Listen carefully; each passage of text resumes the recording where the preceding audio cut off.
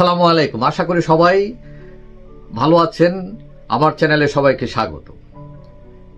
প্রাক্তন প্রধানমন্ত্রী শেখ হাসিনা ভারতে চলে যাবার পর সবাই যে যেদিকে পারে চলে যাচ্ছে। কেউ আত্মগোপনে আছেন, কেউ বিদেশ চলে গেছেন, কেউ বিদেশ যাওয়ার পায়তারা করছেন। এখন দলের প্রতি বা দায়িত্ব এই দুর্দিনে কাউকেই দেখা যায় না।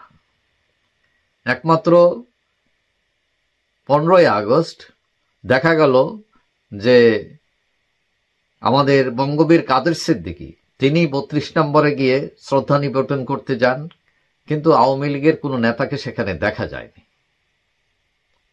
এখন কথা হচ্ছে কেন দেখা গেল না, মানে সাহস করে কেউ বেরোতে পারছেন না।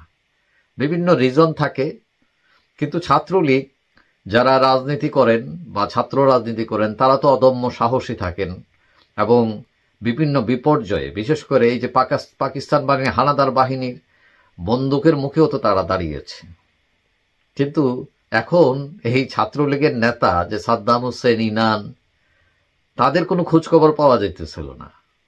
তো হঠাৎ করে গতকাল আমরা দেখলাম তারা একটা বিবৃতি দিচ্ছেন। বিবৃতি কি জন্য?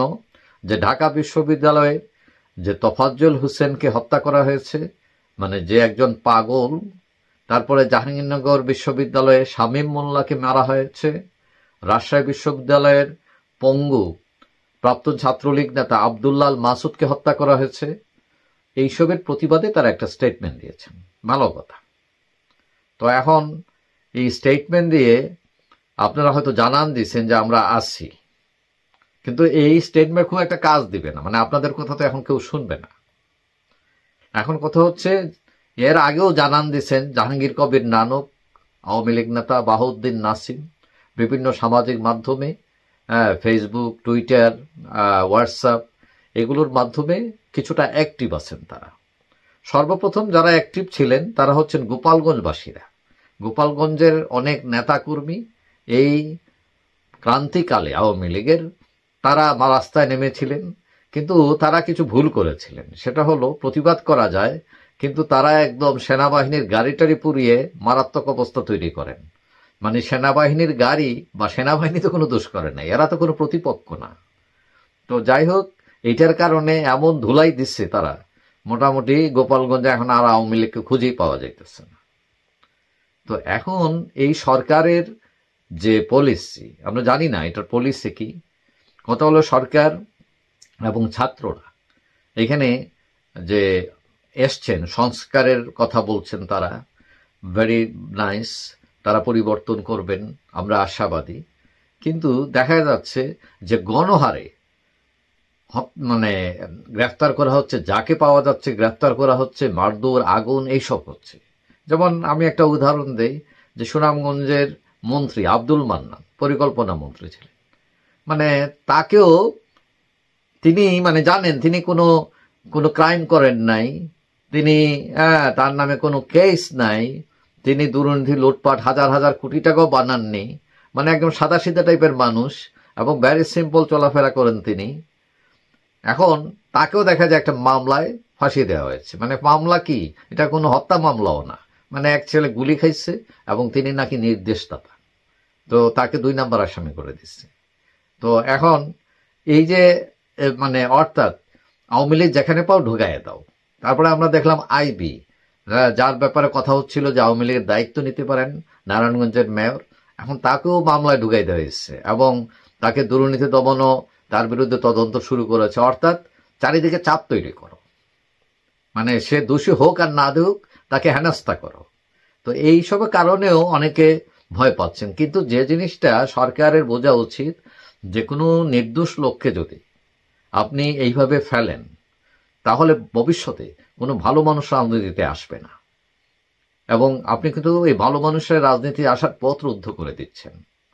আওয়ামী লীগের লোকেরা 100% খারাপ, আওয়ামী লীগের কোটি কোটি লোক আছে সবাই খারাপ, এইটা তো পাগলও বিশ্বাস করবে না। তো এখন আপনারা যেরকম ওই মানুষকে আটকানোর জন্য যাকে তাকে মামলায় ঢুকাই দিচ্ছেন, এক এক মামলায় শত শত আসামি, এবং এইসব মামলা টিকবে কিনা এইসব প্রশ্নও দেখা দিয়েছে। এখন ছাত্ররা বা ইউনিট সরকার তারা আছেন, তারা তো বিভিন্ন স্বপ্ন টপ্ন দেখাইছেন আমাদেরকে। তো ফাইন, তো এখন আওয়ামী লীগের নেতারা খারাপ, যারা দোষী তাদেরকে আপনারা শাস্তি দেন অবশ্যই, কিন্তু সবাই খারাপ, সবাইকে ধরো, সবাইকে মামলায় ঢুকিয়ে ফেলো, হ্যারাসমেন্ট করো, এটা কোন বিচার? এবং এই যে পিটিয়ে হত্যা করা হচ্ছে, এই যে পিটিয়ে হত্যা করা, আইন নিজের হাতে তুলে নেওয়া, এগুলো কি খুব ভালো কাজ হচ্ছে? তো আপনারা বললেন এতদিন মাস্তানি করছে আওয়ামী লীগ, ছাত্রলীগ, এখন এইটা কি হচ্ছে? এখন এই যে ছাত্রলীগের যারা সাদ্দাম হোসেন ইনানের, এখন তারা একদম ফুলের মতো পবিত্র সেটা আমি বলি না, তারাও ক্যাম্পাসে বহুত মাস্তানি বাহাদুরি করছেন। এই যে ছাত্র রাজনীতি, এরা কি সঠিক রাজনীতি করছেন? না, এই যে লেজুর বৃত্তি। একসময় ছাত্রলীগ নেতারা বা বিভিন্ন দলের ছাত্র নেতারা, তাদের এতই পাওয়ার ছিল, তারা এতটাই অনেস্ট ছিলেন যে সাহস করে গণসংগঠনের নেতাদের সামনে তারা তর্ক করতে পারতেন এবং তাদেরকে অনেক কিছুতে বাধ্য করতেন তারা। এই যে স্বাধীনতা আন্দোলনের পিছনে, বায়ান্না ভাষা আন্দোলনে তাদের যে ভূমিকা, এটা দুঃসাহসী ভূমিকা ছিল।